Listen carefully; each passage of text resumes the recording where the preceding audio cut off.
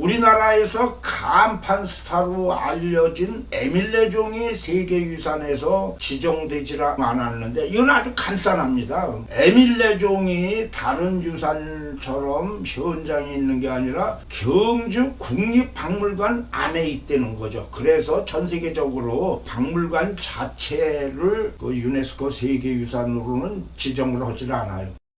삼국유사 탑상에 이런 소리가 써 있어요. 황룡사의 종, 분황사의 약세 열애상 뭐 이렇게 하는데 신라 35대 경덕대왕의 754년 갑오년에 황룡사의 종을 주조했는데 길이는 한 장 3천, 두께는 9천, 무게는 무려 49만 7,581 근이었다. 그러더니 그 뒤에 755년에는 30만 근의 약사 열애 동상을 만들었다. 이렇게 적은 다음에 그런데 불과 12만 근의 봉독사 종을 만드는데 20여 년이 걸려 771년에 완성되었다. 사실 이 에밀레종은 제가 여기서 한국 유산의 과학성에 대해서 설명을 하는 아주 단초가 된 예이기도 합니다. 제가 1977년도에 키스트에 막 들어갔더니 그때에 미국 독립 200주년 선물로 에밀레종을 복제해서 미국으로 보냈습니다. 1977년에는 에밀레종 자체는 키스트에서 이제 복제가 돼서 이제 미국으로 보냈는데, 근데 그때의 그 형틀이라든가 이런 거를 제가 보니까 너무나 크더라고요. 그래갖고 제가 이걸 보고서 쇼킹을 받아서 바로 연구실에 들어가서 에밀레종에 대한 논문들, 과학성이 어떤 거냐 이렇게 찾아봤는데, 아이고 저는 그 당시에 한 건의 논문도 찾지를 못했습니다. 우리나라 유산에 대한 논문이 없다는 거는 제가 만일 우리 유산에 대한 것을 쓴다면 그게 모두 오리지널이 되고 첫 번째가 될 수 있다는 이런 저거라니까 아주 그냥 우리나라 저게 갖고 제가 그 다음서부터 많은 유산에다가 과학을 붙여서 설명을 했더니 상당히 많은 반응을 얻었고 125권이 써질 수 있는 이런 요건이 된 거죠. 좌우간 그때 키스트에서 보낸 종은 미국 LA의 산페드로에 있는 엔젤 게이트 파크에 지금 있습니다. 그것을 우정의 종각이라고 그래갖고 뭐 상당히 폼나게 있는 거죠. 자, 이랬는데 이 에밀레종에 대해서는 너무나 잘 알려진 적은 미스테리오고 뭐 전설이 많이 나오는데, 성덕대왕 그러니까 에밀레종을 건설 중이었는데 종소리가 나지 않는다는 겁니다. 그랬더니 스님의 꿈에 어떤 여자가 아이를 시주를 한다고 그랬는데 그 아이를 에밀레종에다가 넣으면 아마 종소리가 잘 될 거다, 뭐 이렇게 얘기를 했다는 거예요. 그 꿈을 갖고 듣고 가서 그 엄마한테 가서 어린애를 시주를 한다고 그랬는데 좀 주셔. 이게 뭐 에피소드가 그냥 한두 가지겠습니까? 그랬는데 좌우간 어린애를 받아서 에밀레종에 넣었더니 소리가 짱 하고 나오는데, 글쎄 그 소리가 에밀레 에미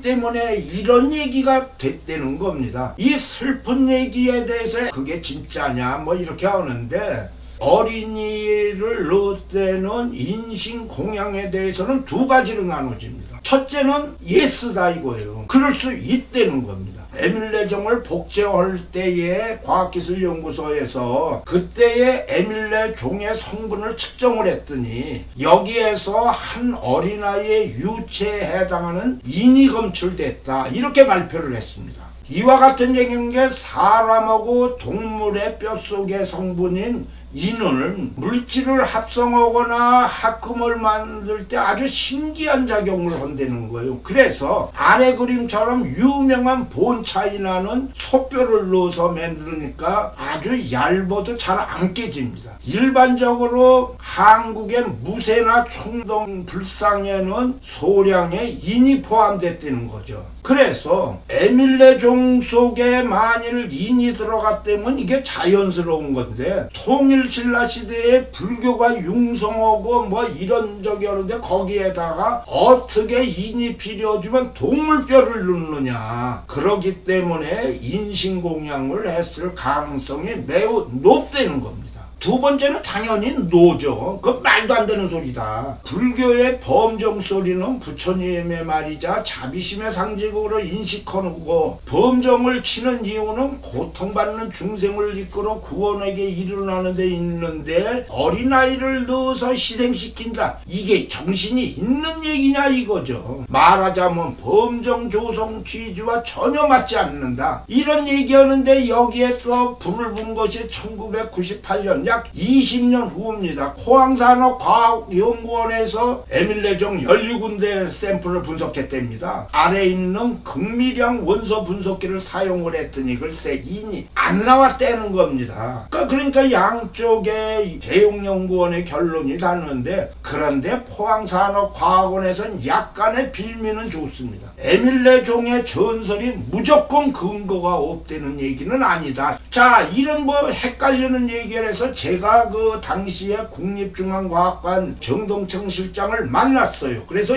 이런 얘기가 있는데 도대체 무슨 소리요? 그렇게 했더니 두 가지 얘기를 해요. 사람의 비중이 구리보다 가벼우므로 전설처럼 어린아이를 넣었다면 위로 떠서 타기 때문에 쇠의 찌꺼기처럼 남게 된다. 이럴 때 에밀레종 장인이 이를 불순물로 생각해서 제거했다면 미측에서 인이 검출되지 않을 수도 있다. 그리고 두 번째로는 1970년대와 1990년대 채취 장소가 다를 가능성이 있다는 거예요. 포항산업과학원의 시료는 내부 돌출부에서만 채취를 했을 가능성이 있다. 이럴 때에는 심도 있는 성분이 포함되지 않을 가능성이 있다. 거기에다가 에밀레종을 제조하는 방법이 커다란 가마솥에 청동 전부를 녹인 후 거푸집에 한 번씩 붓지를 않았다. 왜냐면 이게 엄청나게 크기 때문에 그렇다는 거예요. 그래서 청동을 여러 곳에 나누어 조금씩 거푸집 안으로 흘려 넣었는데, 그래서 이와 같이 채취한 곳이 달라서 인이 안 나올 수 있다. 자, 이런 얘기에서 인신공양은 북방계의 풍습으로 보통 봅니다. 그래서 진수의 삼국지에도 고구려의 동천왕이 사망을 하자 무덤으로 함께 들어갔다는 소리에 줄을 섰다는 뭐 이런 얘기가 있어요. 그 다음에 신라에서도 순장이 있어갖고 502년에 지증왕이 순장을 금지한다는 게 있습니다. 그런데 그 전에는 지증왕 때까지는 남녀 5명씩을 순장을 했다는 거예요. 경남 창녕 고분군에서 순장의 유골이 이렇게 발견이 됐어요. 거기가 이제 고분군입니다. 고분군이라 한 고분은 그러니까 왕초급인데 40명까지 순장이 돼 있다고 그래요. 에밀레종의 인이 어린아이 뼈인지 아닌지 또 인이 있는지 없는지는 확인은 되지 않았지만 현재에서는 순장이라는 게 어린이를 만일 진짜로 넣는 되는 것도 당대에서 불가능한 일은 아닐 거다 이렇게 봅니다. 에밀레종이 왜 이렇게 얘기가 되느냐면 754년에 황룡사종이 무려 49만 근입니다. 근데 그 다음에 755년에 약사열애 동사가 30만 근을 만들었어요. 그러니까 신라에서 뭐 종 만들고 뭐 이렇게 청동 만드는 기술이 짱짱하게 있는데 봉독사종은 불과 12만 근인데도 20년이나 걸렸다는 거예요. 12만 근 갖고 저렇게 갤갤갤한 이유는 명쾌하게 남천우 박사가 얘기를 했습니다. 종 만드는 방법이 회전법과 납형법이 있는데 황룡사의 종은 회전법을 사용을 하고 그 다음에 에밀레종은 납형법을 사용을 했기 때문에 그렇다는 겁니다. 회전법은 일반적으로도 지금도 많이 사용을 하고 그래요. 그것을 이제 사용규정법이라고 그러는데 모래를 사용을 하기 때문에 아름답게 그런 문양이 나오는 것이 매우 어렵습니다. 그리고 또 하나는 이렇게 큰 청동을 만들려면 여러 단으로 나누어서 쌓아야 되기 때문에 종에 주용선이 생깁니다. 말하자면 금이 이렇게 생기고 그런다는 건데 이 에밀레종은 그 12만 근인데도 그런 게 없는 겁니다. 그러면 그럼 그 이유가 납형법이라는 건, 납형은 여기서 보시면 진흙으로 먼저 내용을 만드는 거는 회전법과 동일한데, 만들고자 하는 물체의 모양을 밀초, 그러니까 밀랍으로 먼저 만들어 놓은 다음에 진흙을 바르죠. 그래갖고 주용을 만든 다음에, 밀초가 뭐 꿀이나 마찬가지니까 열을 가면 박박 녹죠. 그 녹은 다음에 주용에 쇳물을 부어 종을 완성하니까, 밀초를 갖다 조각하는 걸 얼마나 부드럽게 만들고 그냥 철저하게 할 수 있어요. 그러니까 우아하고 정교한 문양을 표현하는데 적격이다. 물론 당시에 신라에서 짝 먹어서 발명을 한 게 아니라 중국에서 회전법으로다 납형법으로 이렇게 넘어갔는데, 신라에서도 그런 걸로 얘기를 하고, 그래서 상원사의 동종이 그 납형법으로 만들고 또 이어서 아주 그 뼈대 있게 큰 에밀레종을 만들었다는 거죠. 근데 여기에서 결정적으로 왜 20년이나 그렇게 큰 시간이 걸리느냐, 재료 확보가 문제라는 거예요. 벌통 하나에 1년에 생산할 때 보통 1리터가 나오는데, 에밀레종의 부피는 약 3세제곱미터로 해서 4천에서 5천 개의 벌통이 필요되는 거예요. 당대 신라에서 단기간에 확보할 수 있는 양이 아니라는 겁니다.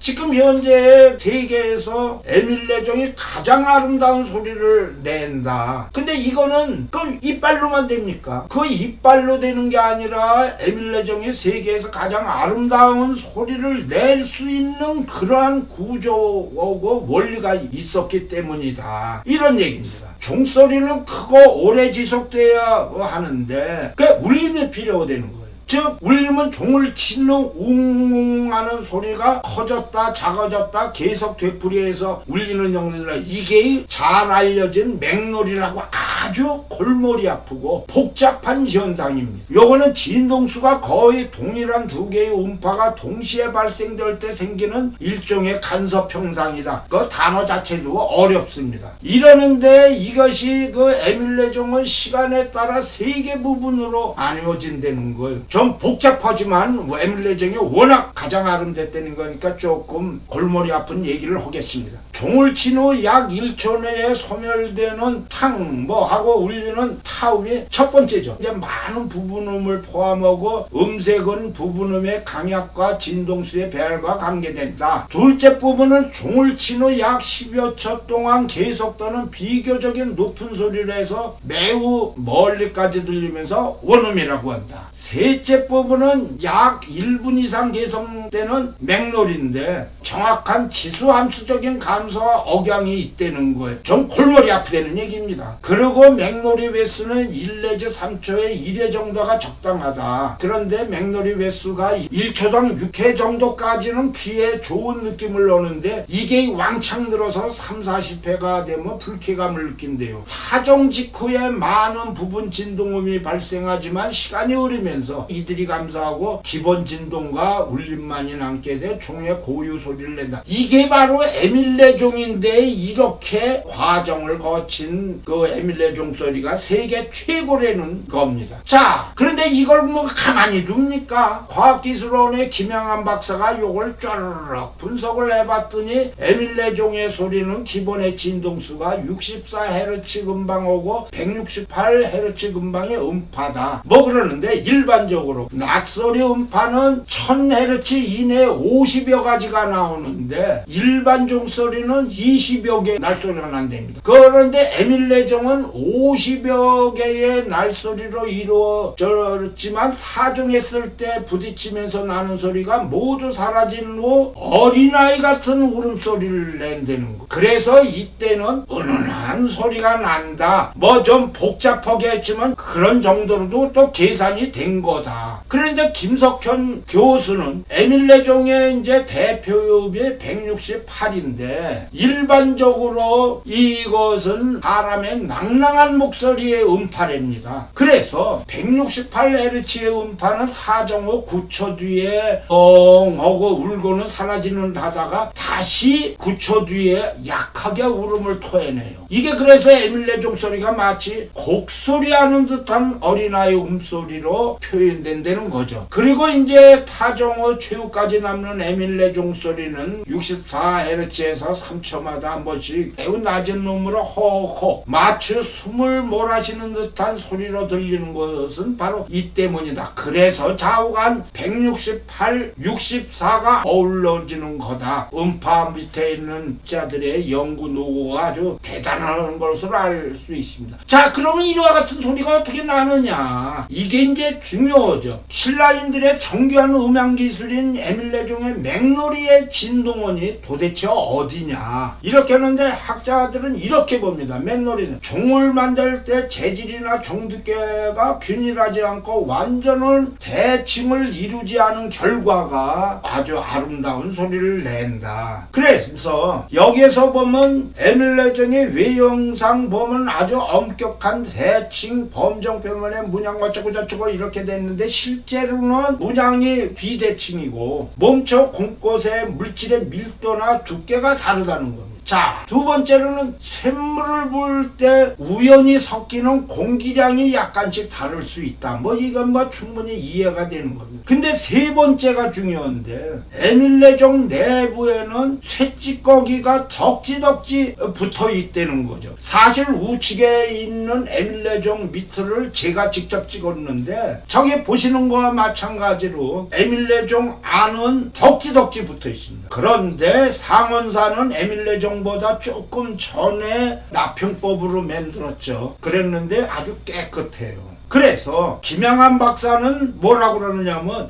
이와 같은 쇠찌꺼기로 종의 비대칭성을 확대해갖고 맥놀이를 발생했을 가능성이 높다. 여기에서 에밀레종은 또 구조적인 특징이 있는데 음간이라는 게 아주 특별한 게 있습니다. 에밀레종 용머리 뒤쪽에 대통 모양의 속이 빈 나팔령 구조가 있는데 이것이 아주 특징적인 거예요. 중국 종하고 일본 종에는 없는 겁니다. 종을 칠 때 내부에서 형성되는 음향 파워를 효율적으로 밖으로 내보낼 수 있는 구조인데 종소리의 고유 성분인 저진동수 성분은 내부로 되돌려보내 종소리의 고유 성분은 보호하고 높은 진동수 성분 즉 300Hz 이상의 음파는 재빨리 방출을 해서 잡소리를 줄이는 역할을 한다는 겁니다. 그래서 에밀레종 소리가 계속적으로 아름다운 소리로 될 수 있다. 이렇게 얘기를 하는 거죠.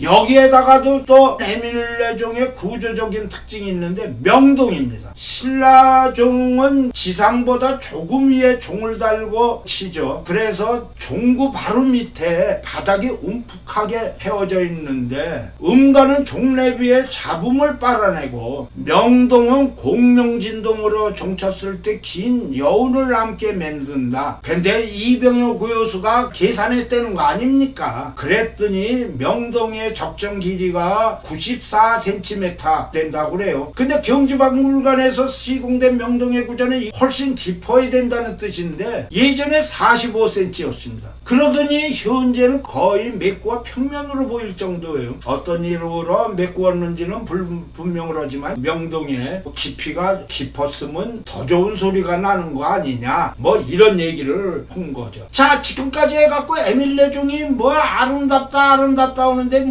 요새 과학이라든가 현대화 전사는 잘 안 믿어요. 그러다 보니까 이 나름의 또 연구들이 있는데 이병효 교수가 화음상의 평점을 계산해갖고 종소리를 비교를 했어요. 그래갖고 우리나라의 평가치를 적었는데 에밀레종이 86.6 상운사는 71.5 제야의 종소리를 치는 보식음각종은 58.2라는 겁니다. 여기 보면 60점 미만하고 80점 이상을 그걸 이해를 하실 거예요. 일본의 범정학자 스보의 류에이는 일본의 NHK 방송국에서 에밀레종이 세계 최고의 소리를 갖고 있다는 소리에 삐져갖고 세계의 명종들의 콘테스트를 해갖고 에밀레종 보다 더 아름다운 소리를 내는 게 있지 않느냐 해서 했다는 거 아니에요. 그래갖고 일종의 종소리의 경연대회를 냈는데 여기에서도 에밀레종이 단연 으뜸으로 선정이 되었다고 합니다. 이상입니다.